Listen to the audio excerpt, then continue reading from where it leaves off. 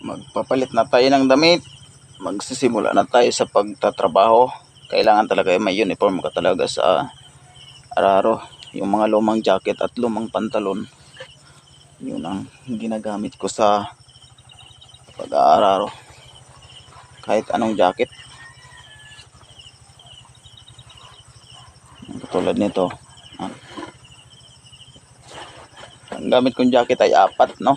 4. Protect tayo sa init. At saka nagmamas rin ako. Yung damit, inamas ko. At saka may payong, no? Para hindi masyado mainit.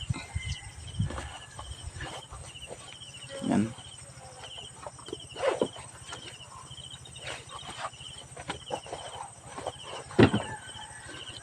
Pag nagtatrabaho ka, ay kailangan rin protektahan yung sarili. Mag-ingat sa trabaho. Dahil pag na-disgrasyas tayo sa lahat ng trabaho ay iba na talagang titira sa bahay mo. O sabi pa nga ni iba ng mamintana. Kailangan yung sarili natin ay ingat rin natin. Yan. Ito sa pantalon ko ay mga luma na talaga ginagamit ko. At saka marami na akong nasirang mga pantalon. Yan. So kailangan ingatan rin natin sarili natin.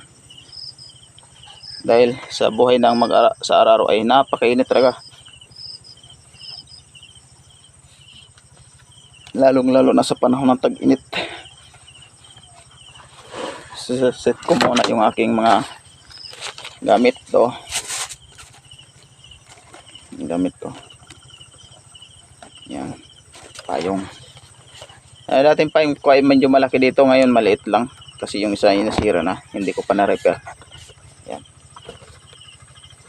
So pwede naman yun magamit. Kaso lang hindi ko pa naayos. Saka ito. Okay. Simula na.